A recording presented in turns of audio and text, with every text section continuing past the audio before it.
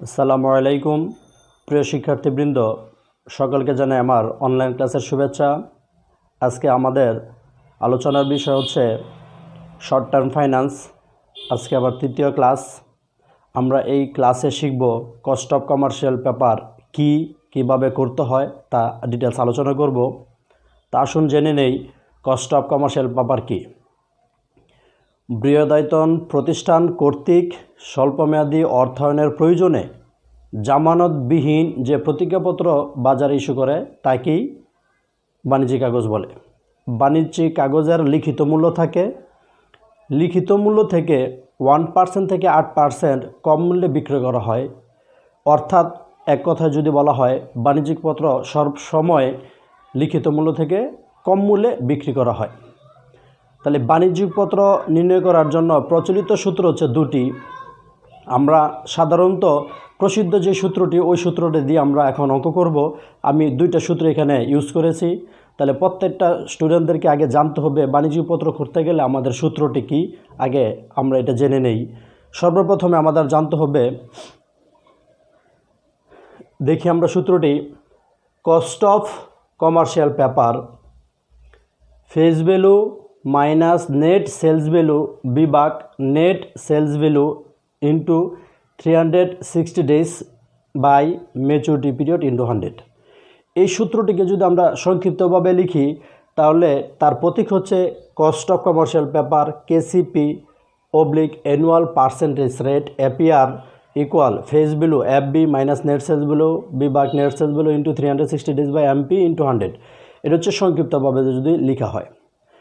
আমরা এই cost of commercial পেপারের অঙ্কগুলো সবসময় আগে এভাবে করা হইতো, এখনও করা যায়। কেউ যদি এই সূত্রটি ইউজ করি তাও হবে কস্ট অফ কমার্শিয়াল পেপার অবলিক annual percentage rate equal face value minus sales value divided net sales value into 360 days বিভাগ ম্যাচুরিটি পিরিয়ড ইন্টু 100। এই সূত্রকে যদি আমরা সংক্ষিপ্তভাবে লিখি তাহলে হবে face value minus sales value divided net sales value into 360 days বিভাগ ম্যাচুরিটি পিরিয়ড ইন্টু 100। এই দুইটা সূত্র যে সূত্রটা ইউজ করি না কেন বাধ্যতামূলক অঙ্ক হবে। এই সূত্রটার পরে যদি আমাদের অনেক অঙ্কের মধ্যে চাই ইফেক্টিভ ইন্টারেস্ট রেট নির্ণয় করার জন্য, তাহলে ইফেক্টিভ ইন্টারেস্ট রেট সূত্রটা হচ্ছে EIR ইকুয়াল 1+R এর পাওয়ার n -1 ইন্টু 100। তা এখানে ব্যাপার হচ্ছে আর এর মানটা সর্বদা প্রথম অংশটার মধ্যে যে অংশটার মান বেরোব ওই মানটা হচ্ছে আর এর মান, দ্বিতীয় অংশের মধ্যে যে রেজাল্ট আসবে ওইটা হচ্ছে n এর পাওয়ার। আমরা যদি এই সূত্রটা ইউজ করি তাহলে এই প্রথম অংশটুকুর অংশটা হচ্ছে আর এর মান, আর দ্বিতীয় অংশের মধ্যে যে রেজাল্ট আসবে ওই রেজাল্ট হচ্ছে আমাদের n এর পাওয়ার। তা আসুন আমরা একটা এক্সাম্পল দেখি। এক্সাম্পলের মাধ্যমে আমরা কীভাবে অঙ্কগুলো করতে হয় তা একটু দেখে নিই। আসুন আমরা একটা অঙ্ক দেখি কিভাবে করতে হয়। প্রথমে আমরা অঙ্কটা দেখি। এ commercial paper with face value of টাকা 1000 ইচ। একটা কমার্শিয়াল পেপারের ফেস ভ্যালু বা লিখিত মূল্য হচ্ছে 1000 টাকা। সোল্ড, যা বিক্রি করবে সে 950 টাকা। ফর 120 days, 120 দিনের জন্য। কস্ট অফ ইস্যু ইজ টাকা 500 টাকা, যাকে ইস্যু কস্ট বলা হয়। What B the cost of commercial paper. তাহলে কস্ট অফ কমার্শিয়াল পেপার কত তা নির্ণয় করো। তা আমরা যদি অঙ্কটার গিভেন লিখি, পাশে হেয়ারে মোবাইল কাছে আমরা face value 1000, sales value 950, issue cost 500 টাকা, ইস্যু কস্ট 50 টাকা। নেট সেলস ভ্যালু, আমরা জানি বিক্রয় মূল্য থেকে যাবতীয় কস্ট বাদ দিলে বেরোব নেট সেলস ভ্যালু। তাহলে বিক্রয় মূল্য সেলস ভ্যালু মাইনাস কস্ট বাদ দিলে সেলস ভ্যালু হচ্ছে 950 টাকা, কস্ট হচ্ছে অনলি 50 টাকা, ইকুয়াল হচ্ছে 900 টাকা net sales value. Maturity period এমপি 120। আমরা যদি সূত্রটি ইউজ করি, কস্ট অফ কমার্শিয়াল পেপার অথবা annual percentage rate face value minus net sales value divided net sales value into 360 days by maturity period into 100। মানটা যদি ইউজ করি, ফেস ভ্যালু ছিল 1000, নেট সেলস ভ্যালু হচ্ছে আমাদের 900, বিভাগ হচ্ছে 900 into 300, 360 by maturity period 120 into 100। এটা রেজাল্ট যদি আমরা নির্ণয় করি 0.3333 into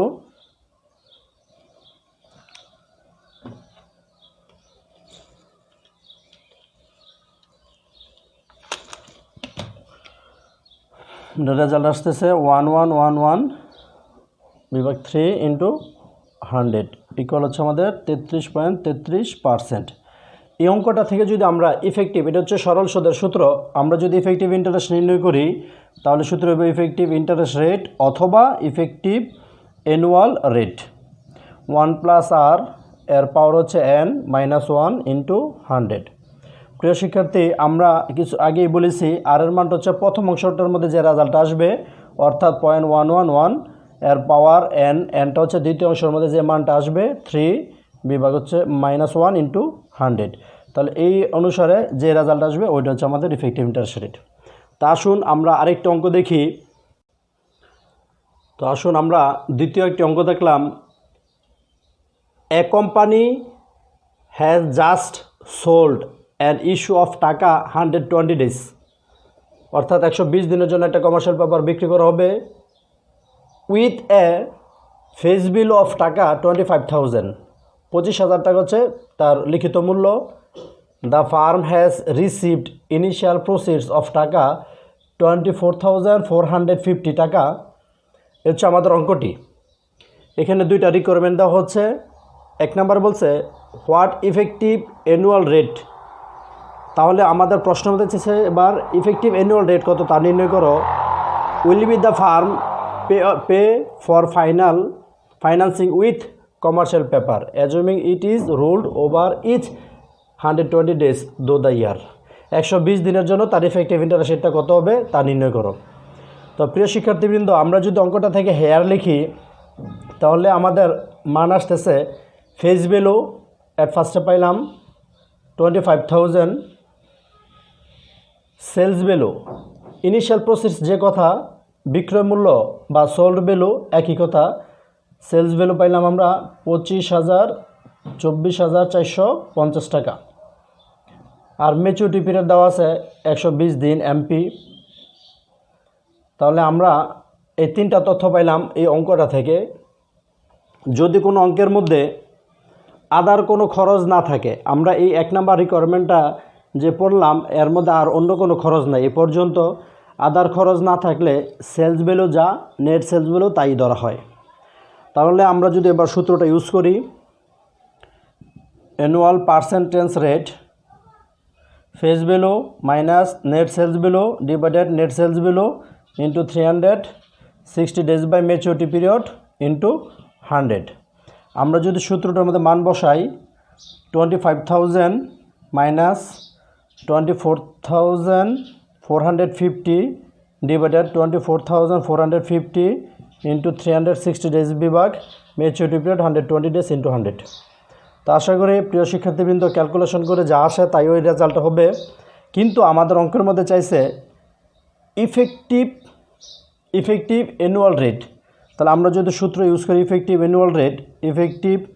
annual rate equal 1+r এর পাওয়ার হচ্ছে n-1 ইন্টু 100। তাহলে আমরা জানি এই আর এর মানটা হবে এই প্রথম অংশের মধ্যে যে রেজাল্ট আসবে ওই রেজাল্ট হচ্ছে আর এর মান, আর এই দ্বিতীয় অংশের মধ্যে যে রেজাল্ট আসবে ওই রেজাল্ট হচ্ছে আমাদের n এর পাওয়ার। এই হচ্ছে শুধু।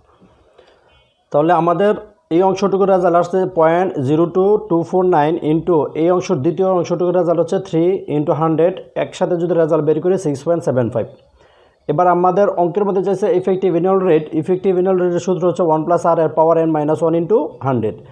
আর এর মানটা আমরা জানি প্রথম অংশটুকুর মান লিখলাম, দ্বিতীয় অংশটুকুর মান হচ্ছে 3, এই 3 পাওয়ার দিয়ে ক্যালকুলেশনের পরে যে রেজাল্ট আসে ওই রেজাল্ট হচ্ছে আমাদের ইফেক্টিভ ইন্টারেস্ট রেট, অর্থাৎ আমাদের মানটাই চাইছে ইফেক্টিভ ইন্টারেস্ট রেট নির্ণয় করো। এবার আসো আমরা যে দেখি দ্বিতীয় অংশটুকুর বা রিকোয়ারমেন্ট 2তে কী বলছে। এবার রিকোয়ারমেন্ট বিটা যদি আমরা দেখি তাহলে আমাদের কি বলছে অঙ্কতে দেখি, ইফ মানে যদি এ ব্রোকারেজ ফি অফ টাকা 148 টাকা হয় ফ্রম দ্য ইনিশিয়াল প্রসিডস, প্রাথমিক বিক্রয় থেকে। হোয়াট ইফেক্টিভ অ্যানুয়াল রেট, এখানেও আমাদের ইফেক্টিভ অ্যানুয়াল রেট বের করতে বলছে। Will be the firm pay assuming the paper is rolled over each 90 days. তাহলে এখানে আমাদের পরিবর্তন করছে ম্যাচুরিটি পিরিয়ডটা। আগে ছিল আমাদের 120 দিন, এখন বলা হয়েছে 90 দিন যদি হয়, আর অতিরিক্ত একটা খরচ নিয়ে আসছে 148 টাকা। তাহলে প্রিয় শিক্ষার্থীবৃন্দ, আমরা জানি যদি কোনো খরচ থাকে তাহলে নেট সেলস ভ্যালুটা পরিবর্তন হয়। ম্যাচুরিটি পিরিয়ড হচ্ছে এবার 90 ডেজ 90, আর নেট সেলস ভ্যালু বিক্রয় মূল্য থেকে কস্ট বাদ দিলে বের হইব নেট সেলস ভ্যালু। তাহলে বিক্রয় মূল্য হচ্ছে 24,450 টাকা, কস্ট হচ্ছে 148 টাকা। বিয়োগ করলে আমাদের নেট সেলস ভ্যালু আসে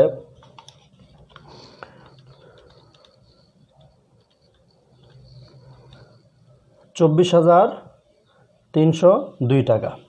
তাহলে আমরা যদি এবার সূত্রটা আমাদের ইউজ করি তাহলে কী বেরোইতেছে, আমাদের ফেস বিল হচ্ছে 25,000, নেট সেলস ভ্যালু পাইলাম আমরা 24,302 টাকা ডিভাইডেড 24,302 ইন্টু 360 বিভাগ হচ্ছে ম্যাচুরিটি পিরিয়ড হচ্ছে এবার 90 দিন ইন্টু 100। তাহলে ক্যালকুলেশন করে একই রেজাল্ট যে স্টাইলে আমরা বের করলাম, ক্যালকুলেশনের প্রথম অংশটা হচ্ছে আর এর মান, দ্বিতীয় অংশটা এন এর মান। এই হলো আমাদের অঙ্ক সমাপ্ত। আশা করি সবাই বুঝতে পারছো। প্রিয় শিক্ষার্থীবৃন্দ, আমি পরবর্তী ক্লাসটা করব কস্ট অফ ব্যাংক লোনের উপরে। আজকে আমার সবাই সুস্বাস্থ্য কামনা করে এখানেই বিদায় নিচ্ছি। আল্লাহ হাফেজ।